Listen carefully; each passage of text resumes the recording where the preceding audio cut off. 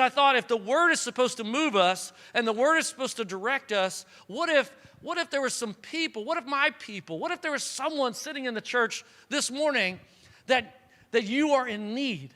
You need God to provide something for you that you are missing. You're in the middle of a drought. And because you're not listening, because you're choosing your own way instead of God's way, what if the drop point is over here and you're over there and you're crying out to God and you're saying, God, where is it? Where is it? Where is it? He goes, I told you where it was. I told you go east. You went west. I told you to stop and hide in this ravine. And I told you that the raven was going to drop it off. What I'm trying to get you to see is that there's a very specific pattern. And I think a lot of us are stubborn. And I think we want to do it our way. And I want to say this to you. God does not have a getting it to you problem.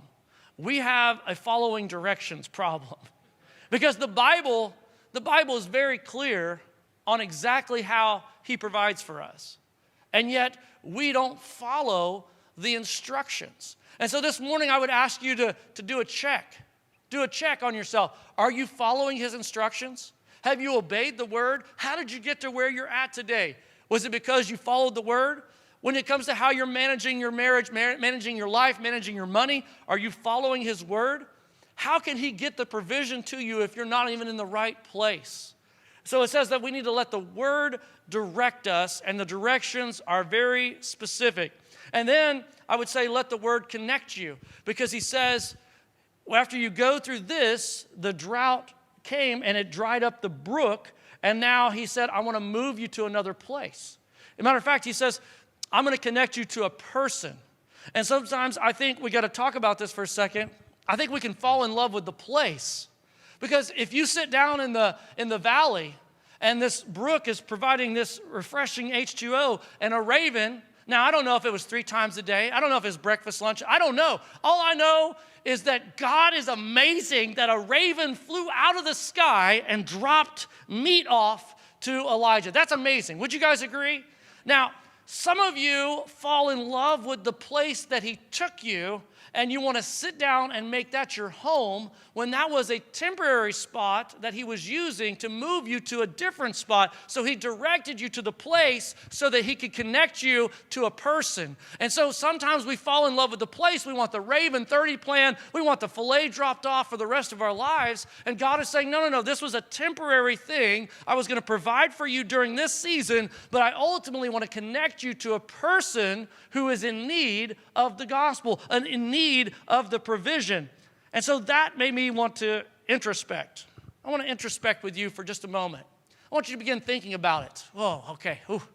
All right, are y'all ready? I don't know if y'all are awake today, okay? So like I'm preaching it up here, and I don't know if like y'all are grabbing a hold of it out there, okay? This is an interactive type of thing that's going on. And so some of you, it looks like you're still dormant, like you went into the cave and you are trying to hibernate in the middle of the message, okay? So I'm going to come for you. But anyway, I want you to think about this for a moment. Are you more interested in the place that he led you to than you are the people that he's trying to connect you to?